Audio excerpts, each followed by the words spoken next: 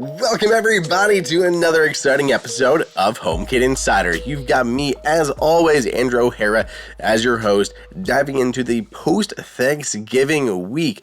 I hope everyone had some amazing holidays. It was definitely full of, food and baking. Not as much shopping this year. Typically, I go with some family and do some Black Friday type of in-store things, like a tradition. But this year, my aunt was out in New York, so no, I just stayed home. We did a lot of baking this year. Faith made some amazing caramel apple cheesecakes. We made some baklava. We did, what else did we do? I can't even think. We did stuff for my dad's birthday going on. There was a lot of things, a lot of baking, a lot of cooking, a lot of eating, all of that. I hope all of you found some great deals on some smart home tech if you guys were in the market for anything. I mean, that includes today. If you're listening to this on launch day, it's Cyber Monday. You can be listening to this on your way to work, get to work, and find some deals. I don't have anything that I'm going to promote to you guys, but if you're looking for stuff, deals.appleinsider.com, all sorts of stuff going on. Regardless, we have a big show for you today. Lots of news to talk about. Hopefully, one of maybe the final update to the Level saga on what has been going on with their Matter update. I have a quick hands-on for you that I'm pretty excited about. So let's go ahead and dive into this, starting off with Level. Now, to catch everybody up, if you have not been following along, essentially Level announced their new Matter upgrade program. It was a little bit complicated, but there was an easy enough way that you could get Matter on your smart lock. Now, the benefits of this are, aside from having Matter support, which has its own benefits, is you can also now unlock Thread support, which is pretty exciting. I think that's going to give a lot of people some benefits to their lock because it's going to be quicker to respond, should help on battery life. Plenty of things, right? So it overall should be a good thing. Now, when I did my update, unfortunately, HomeKey wasn't working. It never re-enabled. I wasn't able to continue using it. Nothing like that. So there was this concern of what's going on. Well, we had a couple people writing in, including James, who wrote about his experience and what he had learned. But I also got an official response from Level on the matter. And basically, they are telling me that HomeKey should still work. That should not be a thing at all. So if HomeKey is not working for you upon re-adding it via Matter, that is a bug. Now, Level has escalated this issue to Apple. Now, Apple is supposedly investigating this, which I hope to be the case, to solve this. Now, the temporary stopgap solution that has worked for many people is to simply remove the lock again and then re-add it. Now, when you are doing this, make sure you're removing from everything, including the Home app, removing from the Matter accessories that are listed. You have to remove everything first and then re-add. When you re-add it, it should pop up saying, hey, do you want to use HomeKey with this lock? And you say yes, like normal, right? That's the ideal experience. But I don't know if that's still going to work for everybody. Level has actually told me that some people have to re-add the lock as many as 3 times to get HomeKey to work again. In the past week, I have not had time to remove and re-add our smart lock 3 times to try to get HomeKey to work. So I will try to report back to you one more time if I get this working, but that's the short version of this. HomeKey should work if you upgrade it to Matter, and just be prepared to possibly remove and re-add the lock a few times to get everything to work properly. So I'm sorry to anyone. If you guys have tried this for yourself, let me know. I've had several of you reaching out with your experiences, but please continue to do so. I want to know from all of you how many of you are having this issue and what your process has been so far. We're going to see more companies doing stuff like this, and I think it's great to be able to learn from it and see what issues people are experiencing with it. Next in the news, this is great. HomePass has received quite a major update. This is pretty awesome. So Aaron Pierce actually updated basically all of his smart home related apps. Most of them just got new icons to bring them, all into the same design language, but HomePass is moving to HomePass version 2, with a ton of changes here. It's a brand new experience, Aaron says. He says he was built from the ground up with a better experience for you when you need to simply maintain your home. So new features for this, which are specifically for HomeKit or Apple Home and Matter. So maintenance, a quick and simple way to synchronize your home changes into HomePass, while being able to selectively choose what changes are made to avoid data corruption by false or incorrect changes made in home. Very handy if you have tried to sync home data between apps. I like that there's a maintenance way to do this. Attachments, you can attach images, files, or links to any saved accessories. So ideal here, maybe you have a manual. You could actually literally take a photo of every page in the instruction manual and save that into HomePass so you can reference it later. I think that's awesome. It could also just be to take photos of where the device is in your home. He suggests that as a use case here. It gives you a good visual into which one of these that you're actually looking at, or maybe you just want to take a photo of the code or whatever in the manual or on the box, anything like that. Full QR code support. HomePass now defaults to showing QR codes in all cases that it can. Codes entered via scanning QR or NFC will show a QR code. So I think this is really handy because when we have new products, right, that support NFC, so you should be able to tap your product, your phone there to go through the onboarding process. But if you're doing this later and you're just trying to get the code out of the app, if you had scanned it via NFC originally, it may not have that code saved in the app. Now it can just do that. So even if you scan via NFC, it'll record it as a number and then show a QR code for future pairing when you need to. I think that's super helpful. Bridged devices, you can now save all of your devices, including bridged devices, which works for things like Hue bulbs, the Aqara hubs. All of those are going to benefit from bridged devices. You can save all of them individually. In addition to information, you could save serial numbers, like the pairing codes. If you don't know, like Hue bulbs, they have like the serial numbers on them and stuff, and you can manually pair them into the app if you're ever having struggle bus issues. So all that can be saved into HomePass. And, take a photo of where that bulb is, which one in the sockets or whatever, add a serial number, can be really handy. Finally, exporting. Exporting now supports Markdown and CSV files. Automatic PDF backup is coming in a future update. Of course, this is even more useful. HomePass is backing up via iCloud, but now there's an export option too. So other ways to protect your home data. I love it. Now, HomePass 2 did move to a subscription model, so they are requiring you to actually sign up to get future updates. The good thing here is Aaron is taking, I almost said taking advantage, which is not what I wanted to say, but Aaron is taking care of all of the OG HomePass users out there. So if you have the original version of HomePass that you paid for, you're going to get all these new features for free.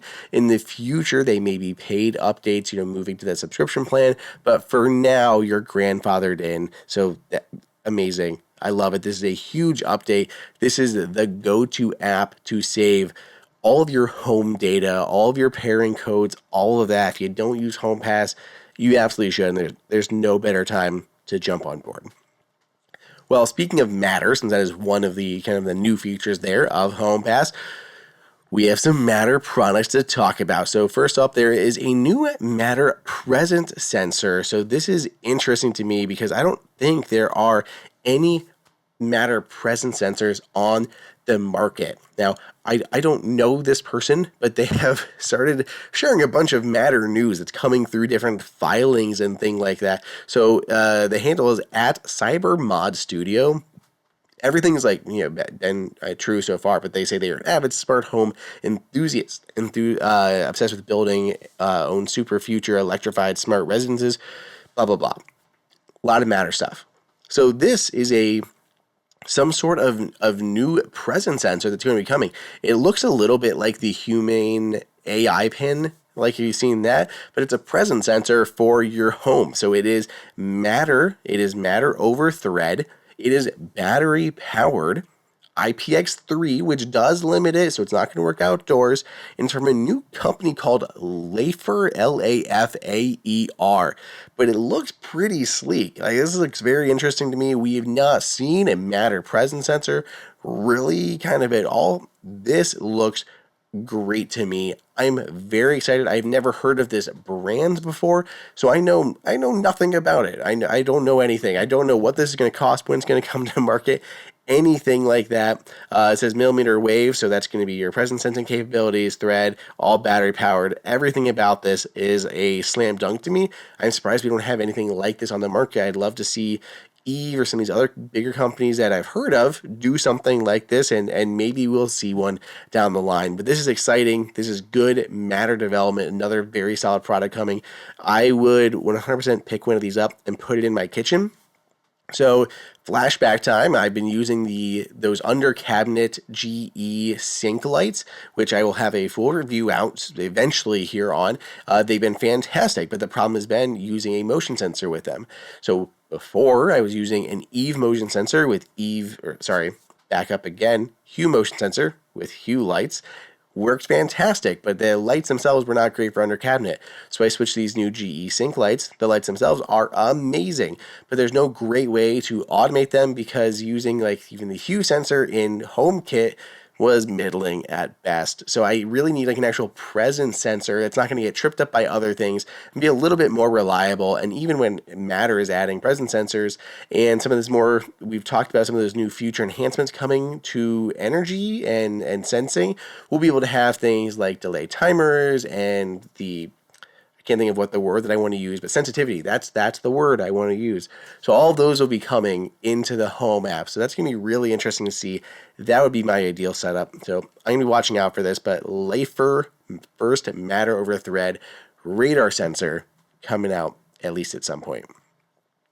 Sticking with CyberMod Studio, here's a brand that we all know. Eve apparently is launching a new product.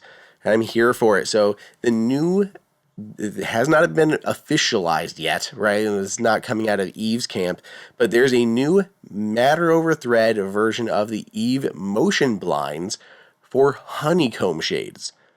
Makes perfect sense. We've already got the motor for roller blinds. We got roller shades. Now we're getting honeycomb. Some people prefer the honeycomb look over the roller shades, and now these are going to be supported.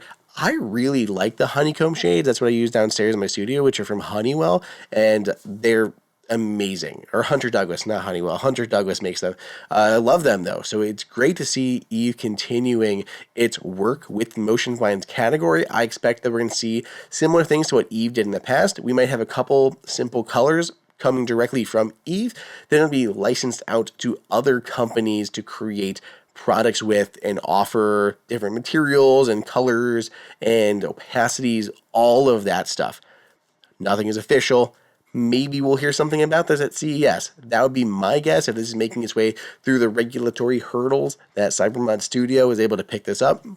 But essentially we have a label of a Matter over Thread honeycomb shade from Eve. So keep an eye out for that.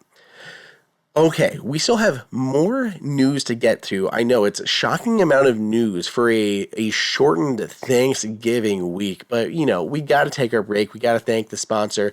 It's what makes this podcast happen other than all of you, and this is a perfectly timed one because it is once again Factor. The days are getting shorter, and yet somehow your schedule and your to-do list are not.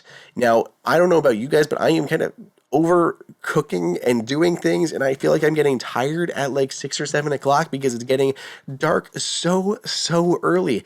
Well, now you can save yourself some hassle, save yourself some time, and get some healthy meals prepared by Factor. Factor lets you do you. There are 6 menu preferences to help you manage calories, maximize protein intake, avoid meat, or simply eat well-balanced meals. I have not tried any other meal service that has given me these pre-prepared, chef-designed meals that are so good. Now, this is what's on the menu this week. A couple of my favorite ones: potato leek mash and grilled chicken. Sounds kind of simple, but it's freaking delicious. I love it. Chicken Alfredo pasta, another one for me that I love. Garlicky broccoli on the side of that. There's another one on here that was pork, truffle, butter, chicken, and mushroom risotto. Sign me up. There is Southwestern style turkey and mac. Yes, I want that. Faith is already requesting this chicken pot pie pasta. Also sounds amazing with cauliflower and broccoli on the side. It looks so good. All these are good. Everything is here great. So you can customize these based on your dietary needs, but on top of that, there's all these different add-ons you can do, and this is where I really love Factor, because sometimes I just want the add-ons. Like, their add-ons are so good. There are breakfast, there are snacks, there are smoothies. I love the wellness shots. All these different options. You got to try. If you have not tried Factor already, right now is the time to do it. You do not have time to make these long, healthy, in-depth dinners every night of the week right now. It's Thanksgiving. It's going to be other holidays, all this stuff to do. Don't do it. This is the time to try Factor. Here's what you can do. Head to factormeals.com/50HomeKit and use code 50HomeKit to get 50% off your first box plus free shipping. That's 50HomeKit at factormeals.com/50HomeKit. Like the numbers 50, to get 50% off your first box plus free shipping while your subscription is active. Thank you so much to Factor. I've been using Factor for so long. I absolutely love their meals and their smoothies and their shots. They have pancakes. They've got a lot of stuff. So you've got to try them out. Okay, continuing in the news, Meross has some new products. They have a new outdoor smart plug designed for the EU market. There's also a new smart roller shutter belt winder. I think this is a first for Apple Home. Again, more for the EU users, but it's for external roller blinds. Okay, I don't have those, so I'm piecing things together. But yeah, I guess this is more of a thing in the EU side of the market. So there's an outdoor smart plug for the EU. There's roller shutter belt winder, which is a first for Apple Home. That is out. And then there is a new temperature and humidity sensor. Now this one does require a hub, but it has a nice little backlit display, so I like it. So a few different things coming out from Meross. This isn't specifically news, but I do want to tout this in here because Wes threw it in the show notes and deserves some love. Wes did kind of a rundown on some Govee holiday lights. He covered like their twinkly lights, their curtain lights, their icicle style lights, their permanent outdoor lights, all of these in one single review. So there's a bunch of them that he's put together into a nice little bite-sized piece. So if you want to check it out, you're interested in learning a little bit more about Govee's holiday lighting options, a link for his review is in the show notes. If you are a Hue user, and I'm talking like a power Hue user, you have probably been waiting for this. And I believe I talked about it earlier in the year with one of their other big firmware updates that were coming out or with other product launches that they were doing, but they have now added multi-hub support. Yeah, so Hue hubs have a cap on how many light bulbs you can connect to them, and frankly, it is not enough for bigger homes, especially if you're using a lot of different bulbs and you start adding in switches and motion sensors and all this stuff. You get to that cap kind of shockingly easy. So now they are adding the ability to have multiple bridges associated with one account. Before, you could have multiple bridges, but you'd have to sign into different accounts with each of them, and management was a hassle. All those can be now under one umbrella. Very easy to do. So new firmware update coming out for the Bridge and for the Hue app to manage all of that. So anyone in bigger homes that's relying a lot on Hue products, which has been, of course, ever expanding, now it's easier to manage that large amount of lights. Okay, more Matter. SwitchBot. SwitchBot has 2 new Matter relays. So now these relay switches, if you've seen these before, Hue does make one, others have them, but they're these tiny little electrical looking suckers that go into your wall. The idea is instead of replacing an entire switch or anything, these can go behind your switch plates to allow you to have smart control, smart monitoring, without replacing anything else. So they're very interesting. I added one into our bathroom and I use that to control our smart lights in there. So it's a Hue one, and I actually just use that as a relay, as a smart button to control my LifeX bulbs, I think, or Nanoleaf bulbs that we have just in the fixture, because there's 9 of them. So they're very handy things. Now there's 2 different ones coming out of the SwitchBot camp. So one of them is, there's an orange one and a purple one. And I know that doesn't tell you anything, but what it actually means is one of them is designed for your standard circuits, like your regular single light switches and everything like that. And the other one is designed for dry circuits. which I believe is going to be like low voltage systems. So if you have any low voltage lights that are becoming popular, we've talked about those for quite a bit. Full range of voltage standards, 100 to 240 volts. They're a little bit, I feel like they're large, so I don't know how well these will do in the US market. I'm thinking these are another more of a EU thing. So these are available to order now, but they're only available in other versions of Amazon. So pre-order up on SwitchBot, but not here in the US. I wonder, maybe if these are popular, we'll see these continue to expand here stateside. Okay, we basically made it through the news. That was the news for the week. It was quite a bit, a lot of new products. And that doesn't even count what we're about to see coming up here in January with CES. So just as a kind of a heads up scheduling note, next week's episode, I'm going to have one of my pals, Dan Turk, on from, he's from Max Borges, PR person to the stars, or at least a lot of smart home brands. He's going to be joining the podcast. We're going to talk about all the news for the week. We're also going to kind of get into what we expect to see at CES and what we hope to see at CES and kind of trends and all that stuff looking forward. So that's going to be a great episode if you guys want to know kind of some inside baseball and some forward-looking stuff, as well as the news for the week. That's going to be a great one to check out. If you guys have any questions that you want to ask, absolutely send those over to. I know you will.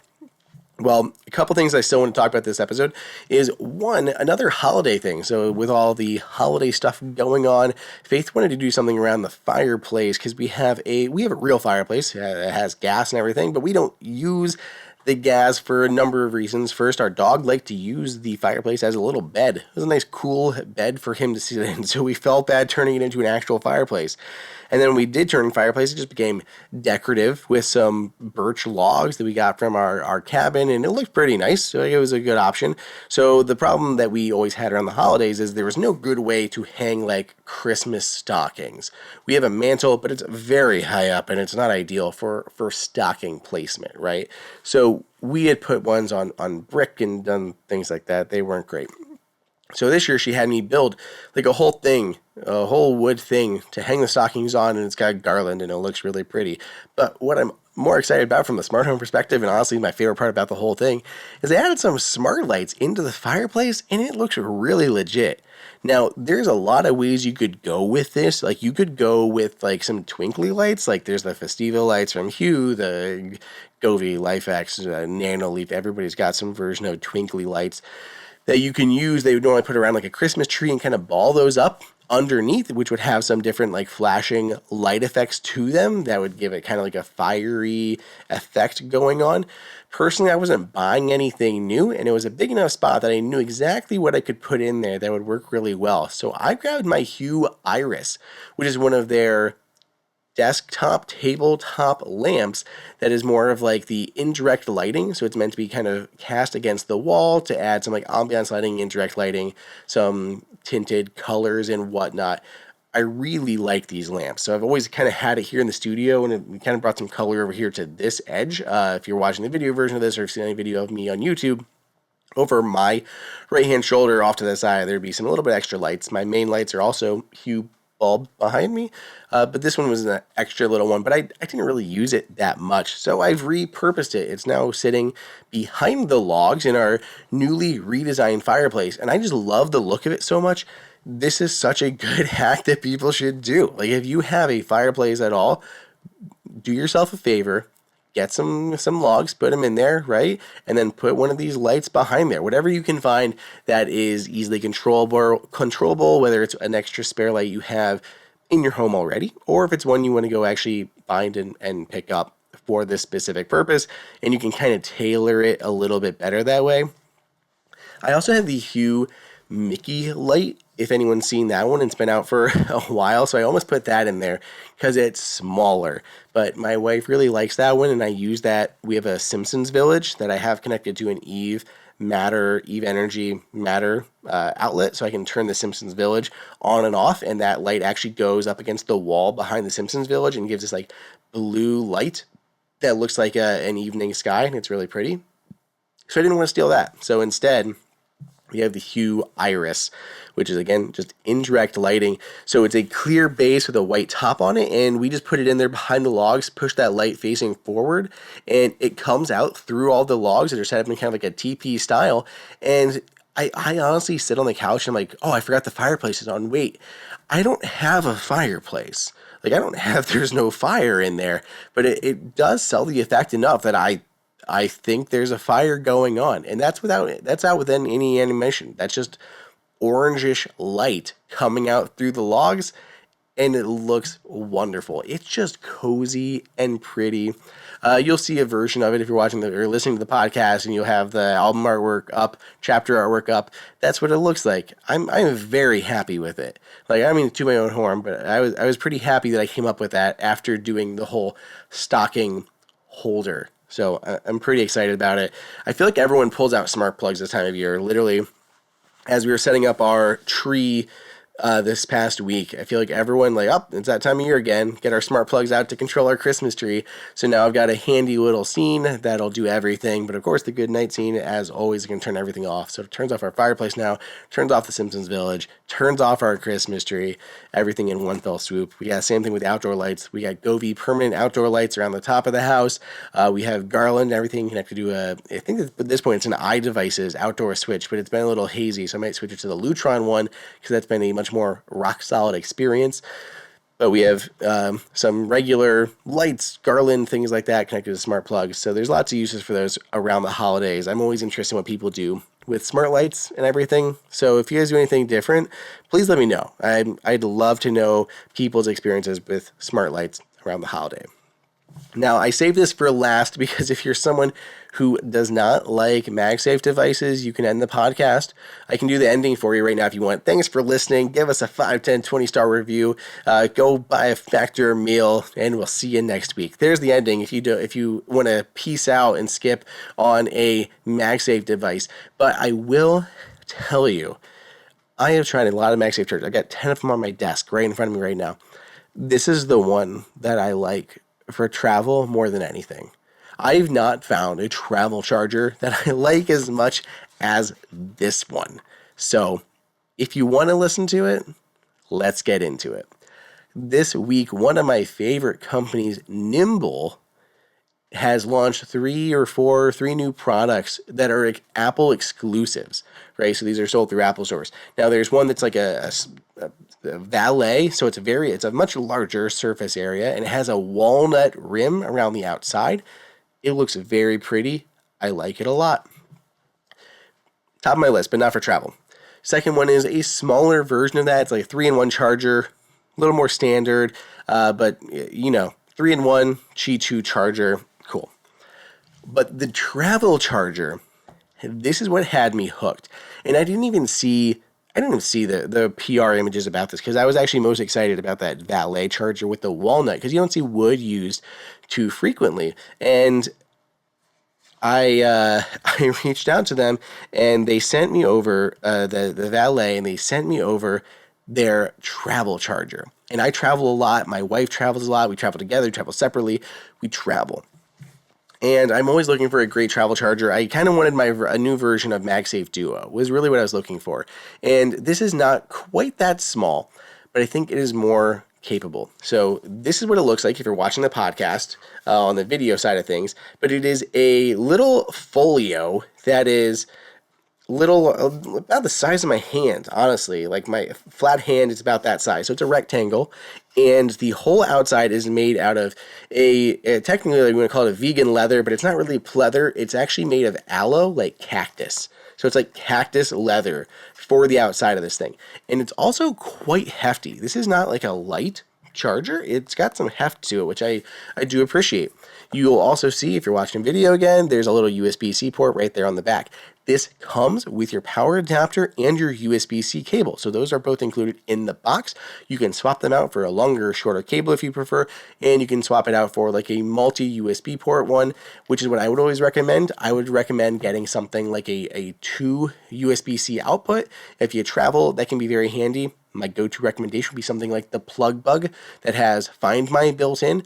Nomad and Anchor both also make excellent multi-output USB-C chargers. Nimble has some too, but find yourself a good multi-output. That way you can power your bedside desktop charger, but you could also power things like your laptop if you happen to be traveling for work, like I often am. So it folds in half. It's this little folio, this little curved folio here. It magnetically closes and actually has like a, listen to the sound. It's got a good solid sound, a good strong magnetic hold to this thing. So it doesn't feel cheap at all. This feels hefty and premium. You open it up, and it is a 3-in-1 charger. You've heard me before on the show. I don't always need a 3-in-1 charger. I'm perfectly happy with a 2-in-1 because my AirPods can charge on Apple Watch. They can charge on MagSafe. I'm happy with a 2-in-1. But in this case, I think it just works. So again, on video, you'll see you have a MagSafe puck on one side, or a Qi 2 puck rather, and then an Apple Watch puck. So the Apple Watch puck first, this thing folds out, so you can leave it flat if you want, depending on your band. Fold it up. It's metal in the back. It feels very nice. Does support fast charging, so no issues there. Fold it flat when you're done. Great. There's a little pad up here, which I believe, I want to say that's your 3-in-1 for your AirPods. So I'm hoping that's correct. But you got a divot there. You could probably place your headphones in. And then your Qi 2 puck. Again, metal. It pops out from the back though, so it is flat. But when you pull it up, it completely morphs into a little stand. It's a little stand. So on your bedside, you can have your iPhone in standby mode and your Apple Watch right next to it. If you're not wearing your Apple Watch, too bad. Like I would recommend. This thing is a slam dunk. There's just so many things that I like about it. I like that it folds up. I like the use of magnets. I like the premium materials, super eco-friendly, fast charging speeds. There's nothing not to like about it, in my opinion. This is what I'm going to be traveling with. Until I find something else that I love this much, this is going to be what I'm going with. This is my personal one that I think I've switched over to. I've tried a lot of other really tiny ones, and no shade to any of them. There are definitely ones that are smaller. This is not the smallest by any means, but I think the package they've done is so comprehensive and so quality that it's kind of one that I want to use. Because I could go, again, not to diminish any of these other products because they all have their purposes and there's a lot of great ones out there. Like I love the 12 South Butterfly. The one from Native Union, also excellent. But the thing with those ones is they're so small, but they don't support standby mode. And I mean, that's the case with MagSafe Duo too, right? Which is what I was originally looking for. But this one, the fact that it's still so tiny and yet I can prop it up into a stand with standby mode, that's kind of where I want to be right now when I'm looking for a travel charger. So I think this is what I want to go with for the time being. The other ones are very cool too, but I really like this guy. It's pretty sweet. So if you guys want to pick one up, there's a link for it. It's not an affiliate link because we're going to Apple, but the link for that is in the show notes. I've been testing a bunch of Qi 2 chargers, and I have not been pummeling you guys with them at all. There's a lot of ones that I could talk about. I have a new one here from a Hyper. Right? This is just sitting on my desk. This is a new ultra fast, ultra portable one. It's a very cool, very interesting, very different design to it. I like that. But as far as portable ones, this is kind of it. So how else have you guys been this week? It's really been a crazy time. So much stuff has been going on. I'm pretty excited for next week's episode. Very excited for CES. There's a lot of stuff that's kind of like looming, I feel like. So we'll see kind of where things shake out. Since we're talking about chargers and Apple Watch stuff a little bit, just to plug one of my most recent videos because I found it really interesting. I went on a little bit of a deep dive. So there's a lot of people know the basics of Apple Watch, like for health tracking. So you have like your heart rate and some of those things. There's a ridiculous amount of data that Apple Watch tracks. And a lot of people don't even know that it tracks these things. Like, did you know your Apple Watch actually times not only how many times you go up and down the stairs, but how fast you go up and down the stairs? And those different metrics can be a good indicator of your health, your stair up time and your stair down time. And there's like specifically numbers that you want to have in those. There's also things like your walking stability that can help track your improvement after like an accident. So if you hurt your leg and you're trying to get healthy again, you can actually watch yourself getting better in your stability. Then again, if you're me and you have like a super messy studio and you're like tripping over things, it thinks you're a dang klutz and you're not stable to walk on your own. But for most people, it's a really cool indicator of things going on.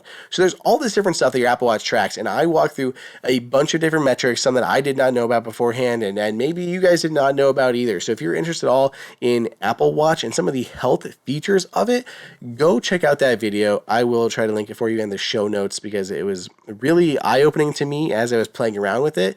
And there's so many more that I didn't even get to touch on that Apple does. Like, you can actually see the list of all these different spots that it tracks your health inside of your Apple Watch settings and in the health app, and you can go through them. I think timing daylight is also super underappreciated because it's another way that Apple is able to take sensors that it already has and do something amazing with them. So it literally is using the ambient light sensor that it uses to adjust the brightness of your display for you to detect when you're in the sun, and use that to give you your hours in daylight, which again shows how much like it can help with your mental stuff. It can help with your fitness stuff. It can help with, vitamin D, all these different benefits. So there's all these, perks to being out in the daylight. So you can track that as well and hit your targets and what you're going for. There's so much cool stuff. Apple does some amazing things, which I think we all know and appreciate, but sorry, that was a long way to say I did a video on Apple Watch, and I'd love if you showed it some love.